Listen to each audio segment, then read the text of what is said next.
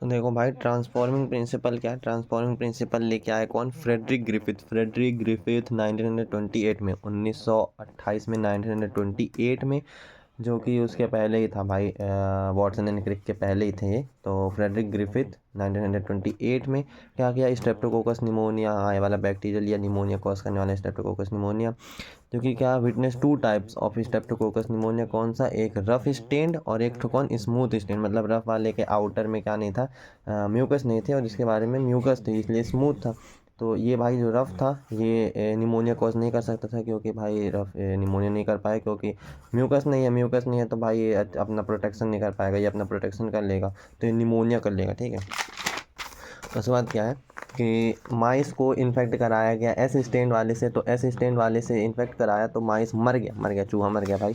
और माइस को स्टेन कराया जब आर स्टेन वाले से, आर स्टेन स्ट्रेप्टोकोकस निमोनिया से डेवलप, तो इसमें क्या हुआ? डेवलप हो गया निमोनिया भाई, निमोनिया डेवलप हो गया। तो जब एस स्टेन वाले से इंजेक्ट किया गया माइस में तो मर गया भाई। आर स्टेन वाले को इंजेक्ट किया गया तो मरा नहीं।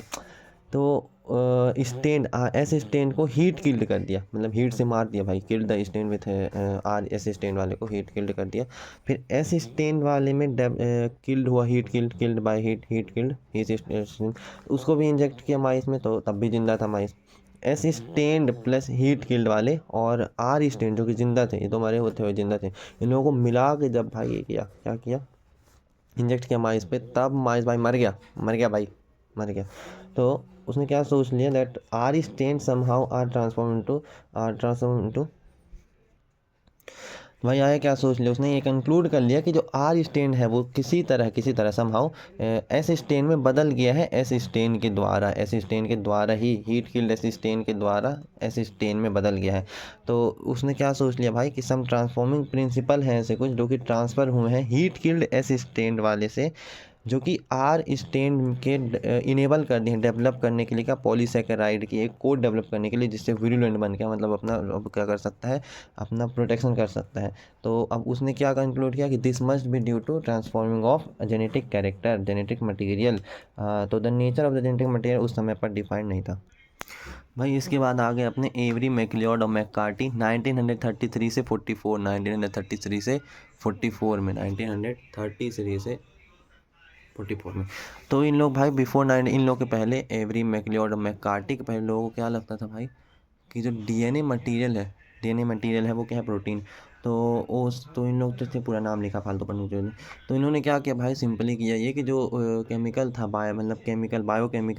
बायोकेमिकल प्रोटीन डीएनए आरएनए को, इसको अलग किया, प्योरीफाई कर लिया और हीट किल्ड एस स्टेन से, और उसको देखा भाई कि किस वाले से ट्रांसफॉर्मेशन प्रोसेस कंप्लीट हो रही है।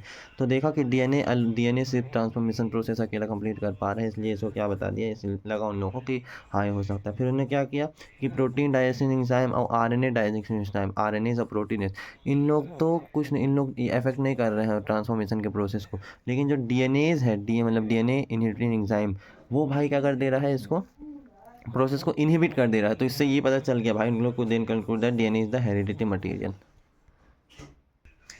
भाई जो अभी तक था वो था ट्रांसफॉर्मिंग प्रिंसिपल, जो कि फ्रेडरिक ग्रिफिथ का था। और इसके बाद अभी कौन सा आया था? Biochemical characterization of the transforming principle, जो एवरी और मैकलियोड और मैककार्टी का था। तो ये दोनों भाई अभी तक दौड़ रहे थे, और अब क्या पढ़ेंगे? अब पता चल गया है जेनेटिक मटेरियल डीएनए का पता चल गया कि अब डीएनए है जेनेटिक मटेरियल।